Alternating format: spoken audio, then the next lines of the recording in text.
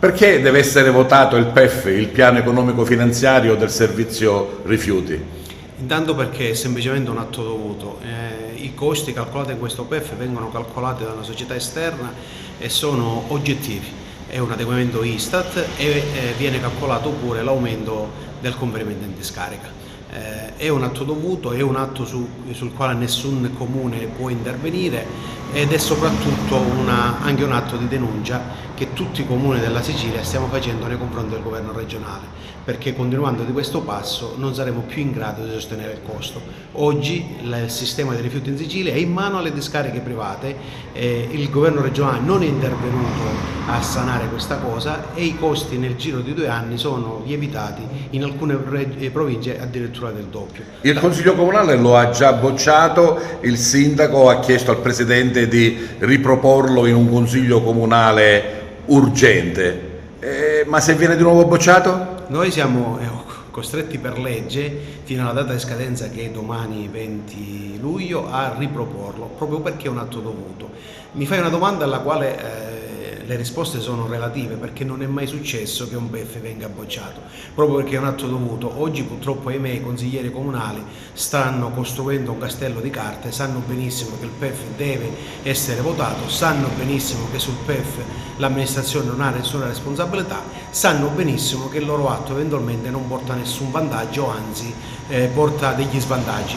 L'esempio pratico è: se stasera il Consiglio Comunale non vota il PEF, i cittadini favaresi comunque pagheranno questi 700.000 euro di adeguamento, ma saranno costretti a pagare spese legali e interessi. Quindi i consiglieri comunali, bocciando il PEF, stanno aumentando automaticamente la Tari. Su un atto già bocciato in Consiglio Comunale in teoria non si dovrebbe ritornare, perché quando il civico consesso si esprime su un atto in teoria non dovremmo ritornare a parlarne. Però ci viene detto anche dal nostro segretario comunale, tutti già lo sappiamo che si occupa di amministrazione pubblica, che il PEF, il piano economico finanziario, dovrebbe essere approvato proprio come obbligo di legge, per cui la mancata approvazione comporterebbe diciamo una serie di conseguenze non gradevoli, a partire anche dalla stesura dei bilanci ed altro, si creerebbe comunque un debito fuori bilancio.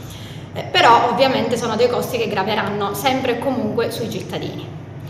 E quindi è ovvio che i consiglieri comunali non vogliono approvare un atto che porti un aumento delle tariffe Tari, per cui per questo motivo la maggior parte dei consiglieri lo ha bocciato, ma io ovviamente sono obbligata a riportarla in Consiglio Comunale su richiesta del sindaco, in quanto appunto l'approvazione è un obbligo di legge.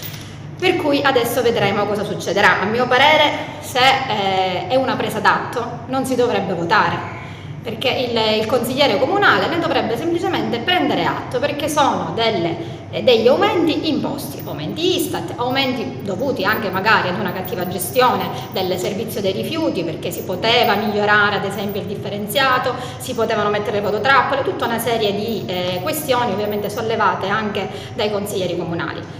Però il consigliere comunale, se potesse prenderne atto e basta, sarebbe la soluzione migliore, perché se la legge ti dà la possibilità di votare sì o votare no, però ti impone l'approvazione, dico, sembra un po' una presa in giro.